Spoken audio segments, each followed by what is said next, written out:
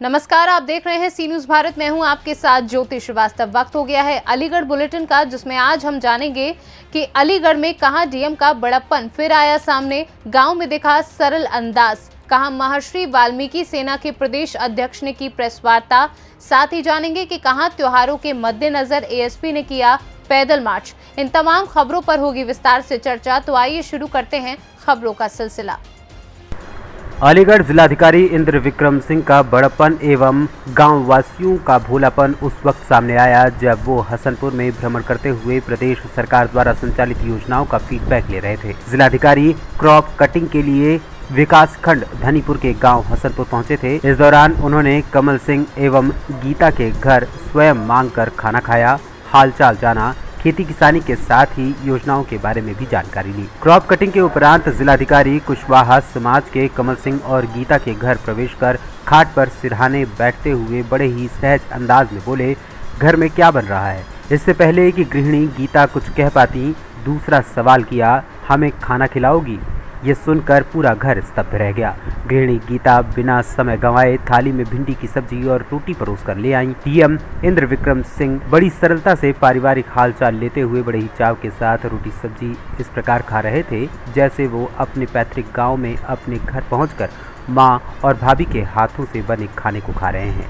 वो खाने के मध्य मजाकिया अंदाज में खरी मस्खरी के साथ खाने की तारीफ भी करना नहीं भूल रहे थे। गाँव के आज कौन मिला था आपसे? गेंद साहब ने दे। क्या कही उन्होंने, क्या पूछा आपसे? पेंशन की पूछी जो मैंने मिल रही है। क्या कहोगे फिर इसको लेकर के? तो पेंशन मिली, बिल्कुल बढ़िया काम है रहा है यहाँ पर। अच्छा, तो डीएम साहब, मेरा नाम है राशिका गीता। तो क्या कहोगे गीता, आज कौन आया था आपके घर पे? हमारे घर पे डीएम साहब आए थे। तो क्या रहा फिर? बहुत अच्छा लगा उन्हें आके, नहीं नसीब वालों को मिलना होता है। तो खाना वगैरह भी खाया उन्होंने? हाँ, खाना खा के गए, बहुत अच्छा लगा हमें। वो खाना खा के गए हमारे यहाँ। अलीगढ़ से सी न्यूज संवाददाता संजीव शर्मा की रिपोर्ट। अलीगढ़ राज्य कर्मचारी संयुक्त परिषद जनपद शाखा अलीगढ़ की बैठक परिषद के संरक्षक उदय सिंह की अध्यक्षता में पशु चिकित्सालय तहसील कोल पर संपन्न हुई। बैठक में दिनांक 7 नवंबर को जिला मुख्यालय कलेक्ट्रेट पर होने वाले एक दिवसीय धरने के संबंध में रूपरेखा तैयार की गई। परिषद के अध्यक्ष डॉक्टर नरेश कुमार ने अवगत कराया कि दिनांक 1 नवंबर से 5 नवंबर तक जनपद के विभिन्न कार्यालयों में जन जागरण अभियान चलाया जाएगा। प्रदेश के कर्मचारियों में अत्यंत रोष है, केवल उन्हें जगाने और एकत्रित करने की आवश्यकता है। उन्होंने आह्वान किया कि सभी कर्मचारी अधिक से अधिक संख्या में भागीदारी कर कार्यक्रम को सफल बनाएं। परिषद के वरिष्ठ उपाध्यक्ष संजीव कुमार ने कहा कि सरकार लगातार अपने वादे से मुकर रही है। तमाम मांगों पर शासन स्तर पर सहमति बनने के बाद भी उनका क्रियान्वयन नहीं किया जा रहा है। वहीं परिषद के जिला मंत्री शिव कुमार ने कहा कि मांगों से संबंधित ज्ञापन जिलाधिकारी के माध्यम से मुख्यमंत्री और मुख्य सचिव उत्तर प्रदेश शासन को प्रेषित किया जाएगा। उसके बाद आंदोलन को और तेज किया जाएगा। आज किस तरह की बैठक का आयोजन किया गया है? आज की जो बैठक की गई है ये कार्यकारिणी की बैठक है और इस बैठक का उद्देश्य हमारा जो 7 तारीख का जिलाधिकारी कार्यालय के समक्ष प्रांतीय नेतृत्व के आह्वान पर धरना होना है, उसको सफल बनाने के लिए रणनीति तैयार की जा रही है। कौन कौन मौजूद है इसमें, किस तरीके की रणनीति बनाई गई? इसमें हमारे करीब 40 डिपार्टमेंट जनपद के इस कार्यक्रम में धरने में भागीदारी करेंगे। ग्राम विकास, ग्राम पंचायत, सफाई कर्मचारी, अमीन संघ, पशुपालन, सिंचाई, ITI, सेल टैक्स और ITI और टीचर सब इसमें सब। किस तरीके की बैठक करी गई है और क्या इसमें निर्णय लिया? सबसे पहले तो मैं प्रदेश के जनपद के समस्त कर्मचारी बंधुओं को, अधिकारी बंधुओं को और समस्त जनता को दीपावली की हार्दिक शुभकामनाएं और बधाई देता हूं। आज की जो बैठक है वो राज्य कर्मचारी संयुक्त परिषद की कार्यकारिणी की बैठक है। राज्य कर्मचारी संयुक्त परिषद के प्रांतीय नेतृत्व ने 7 नवंबर को 1 दिवसीय धरना कार्यक्रम का आह्वान किया है, जिसमें जो कर्मचारी समस्याएं हैं उनको जिलाधिकारी के माध्यम से माननीय मुख्यमंत्री जी को ज्ञापन प्रेषित किया जाएगा। मुख्य रूप से जो मांगे हैं उनमें हमारा पुरानी पेंशन व्यवस्था की बहाली, रिक्त पदों पर भर्ती की जाए, जो आउटसोर्स और संविदा की जो भर्तियां की जा रही हैं उन पर रोक लगाई जाए, और जो अब तक संविदा और आउटसोर्स पर जो भर्तियां की जा चुकी हैं उनको नियमित किया जाए। इसके अलावा बहुत सारे हमारे कर्मचारी हैं जो निश्चित मानदेय पर काम कर रहे हैं, बड़े कम मानदेय पर काम कर रहे हैं। उस मानदेय को कम से कम 10,000 रुपये उसका मांग की गई है कि कम से कम 10,000 रुपये वो मानदेय रखा जाए, जिससे कि वो सम्मानजनक तरीके से अपना जीवन यापन कर सकें। अभी आप कह सकते हैं कि ये दूसरे चरण का कार्यक्रम है कि विधानसभा चुनाव से पहले ये कार्यक्रम चल रहा था, वहाँ पर विधानसभा चुनाव के कारण उसमें अल्प विराम आया है। अब उस कार्यक्रम को पुनः शुरू किया जा रहा है, और निश्चित रूप से सबसे बड़ी मांग जो कर्मचारियों की है वो पुरानी पेंशन व्यवस्था की बहाली है। हम उत्तर प्रदेश सरकार से ये मांग करते हैं कि कई स्टेट्स ने पुरानी पेंशन को बहाल कर दिया है, अतः जो उत्तर प्रदेश की सरकार है उसको भी पुरानी पेंशन व्यवस्था बहाल कर देनी चाहिए। प्रदेश संरक्षक जी और जिलाध्यक्ष जी महोदय के नेतृत्व में जो की जा रही है, निश्चित तौर पर पुरानी पेंशन बहाल करने के लिए कर्मचारियों में एक उबाल है, आक्रोश है, और अगर यही रहा तो 24 के चुनाव में इनको ये दिखाई दे जाएगा कि कर्मचारी उनसे कितना नाराज़ है। यही नहीं, संविदा की जो बढ़ोतरी की जा रही है, संविदा पे ही हर डिपार्टमेंट में आदमी रखे जा रहे हैं, वो भारत की जनता के युवाओं के साथ एक खिलवाड़ है। मैं तो अपने डिपार्टमेंट भी कहूँगा कि हमारे यहाँ भी अभी 2 दिन पहले एक आदेश किया गया है कि 75% बसें निगम की चलती थी, 25% अनुबंधित। उन्होंने बिल्कुल एकदम उल्टा कर दिया है कि 75% अनुबंधित चलेंगी और 25% परिवहन निगम की बस चलेगी, जिससे कर्मचारियों में बड़ा आक्रोश व्याप्त है। और रोडवेज भी इसकी आज आंदोलन में इसमें भी साथ है, और वो भी एक रणनीति बनाने जा रही है रोडवेज परिषद भी, जो कि ऐसे आंदोलन, ऐसे मतलब नियमों के खिलाफ आंदोलन करेगी, और इस चीज़ को कतई बर्दाश्त नहीं किया जाएगा। गवर्नमेंट कर्मचारी आंदोलन करते रहते हैं, अपनी बात रखते रहते हैं, मगर ऐसा क्या होता है कि शासन या सरकार सुनती नहीं, शासन और सरकार बिल्कुल झूठे हैं।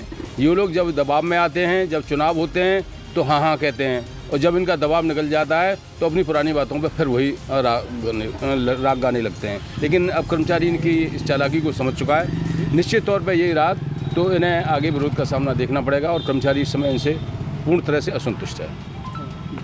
अलीगढ़ से सी न्यूज़ संवाददाता संजीव शर्मा की रिपोर्ट। अलीगढ़ के अचलताल रोड पर स्थित आर्य समाज मंदिर में महर्षि वाल्मीकि सेना के प्रदेश अध्यक्ष द्वारा एक प्रेस वार्ता और बैठक का आयोजन किया गया। प्रेस वार्ता में महर्षि वाल्मीकि सेना के जिलाध्यक्ष और महानगर अध्यक्ष की पद की घोषणा की गई। प्रदेश अध्यक्ष राहुल चेतन ने जिला अध्यक्ष पद पर राहुल वाल्मीकि और महानगर अध्यक्ष पद पर भोला चौहान वाल्मीकि को मनोनीत किया।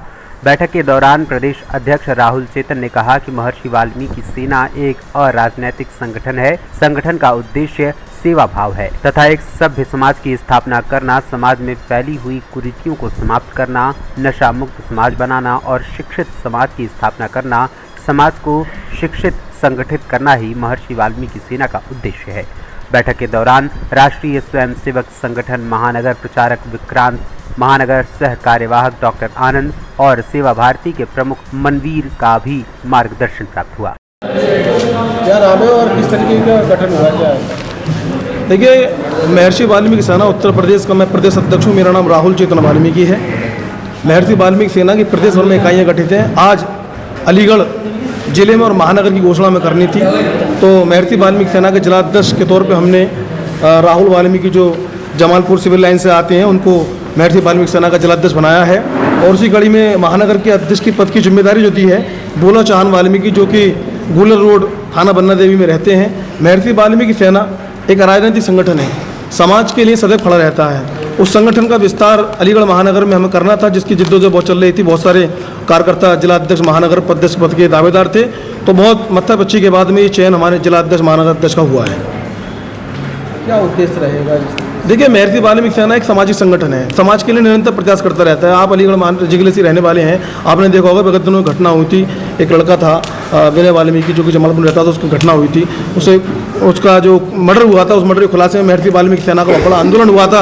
उस आंदोलन का ही देन था कि उसके जो अपराधी थे वो आज जेल में हैं। महर्षि वाल्मीकि सेना विभिन्न समस्याओं को लेकर, चाहे वो नगर निगम जुड़ी हुई हो, चाहे प्रशासन जुड़ी हुई हो, इन समस्याओं को लेकर हमेशा तत्पर रहती है और समाज के प्रत्येक वर्ग के लिए हमेशा प्रगति का काम करती है और समाज के लिए जो भी समाज की समस्याएं उनको लेकर हमेशा महर्षि वाल्मीकि सेना की अग्रणी भूमिका होती है।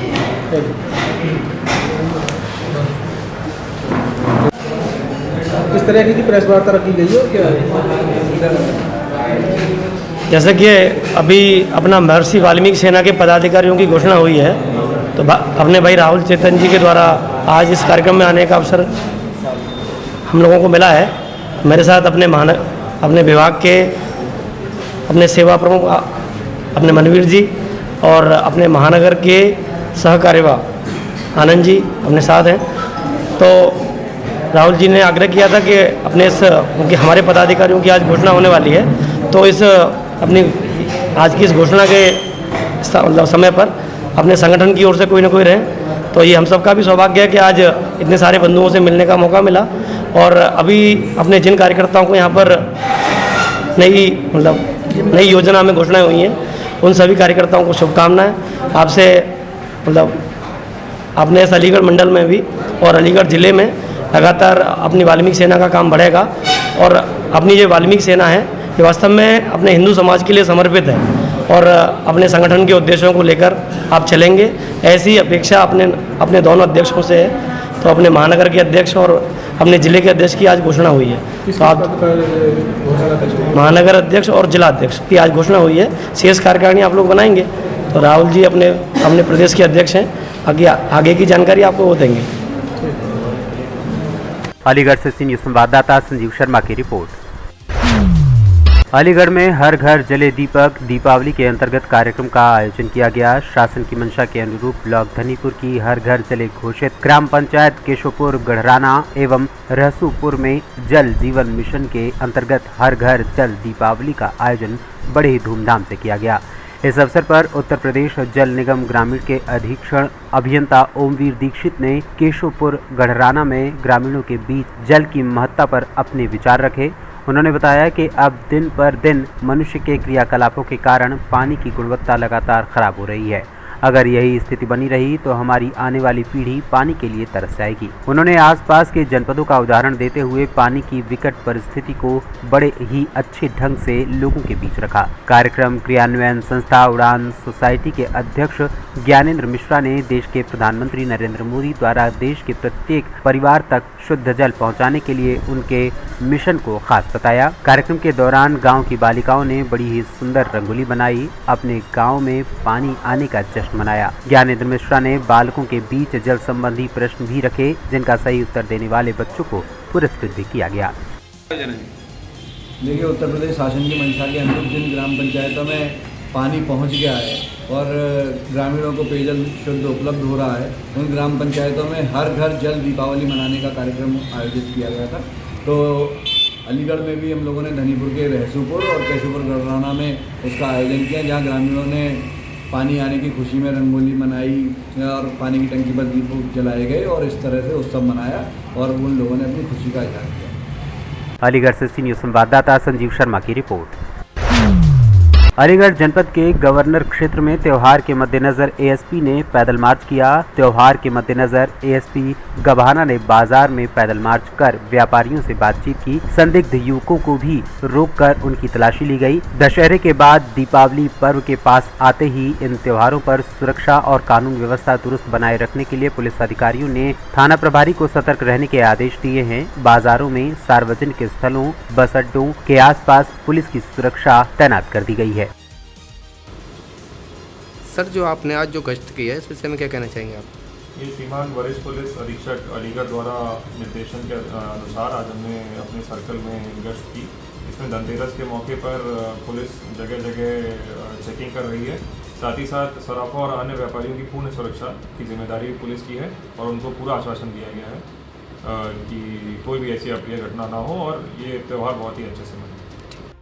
अलीगढ़ से सी न्यूज संवाददाता संजीव शर्मा की रिपोर्ट। अलीगढ़ आए सपा कार्यकर्ता दिव्यांग धनपाल यादव रिक्शे से दिल्ली से लखनऊ के लिए मुलायम सिंह यादव की श्रद्धांजलि में शामिल होने के लिए निकल गए। धनपाल यादव ने बताया कि जिसका जलवा कायम है उसका नाम मुलायम है। नेताजी की खासियत ये थी कि वो एक बार जिसको देख लेते थे दोबारा उसे उसी के नाम से पुकारते थे। उनकी याददाश्त काफी तेज थी और एक एक कार्यकर्ता उनकी इन्हीं बातों का कायल था। उन्होंने कहा कि मुलायम सिंह यादव एक महान व्यक्ति थे जो हमेशा सबका ख्याल रखते थे, लेकिन वो अब इस दुनिया में नहीं रहे। उन्हीं की आत्मा की शांति के लिए मैं दिल्ली से लखनऊ रिक्शे से जा रहा हूँ। क्या नाम है आपका? कहाँ के निवासी हो? शाहजहाँपुर। ये आप कहाँ से कहाँ जा रहे हो? दिल्ली से लखनऊ के लिए? अच्छा सहभाई होते क्यों जा रहे हो? श्रद्धांजलि यात्रा। किसकी श्रद्धांजलि? नेताजी की। नेताजी की। तो क्या कुछ कहना चाहोगे नेताजी के विषय में आप? अब नेताजी के विषय में कहने के लिए है क्या जी? वो इतने महान व्यक्ति थे जी। उनके बारे में कहते हुए भी आदमी थक जाता है। थक जाता है। अलीगढ़ से सी न्यूज संवाददाता संजीव शर्मा की रिपोर्ट। अलीगढ़ बुलेटिन में फिलहाल के लिए इतना ही। देश दुनिया की बाकी खबरों के लिए आप देखते रहिए सी न्यूज भारत।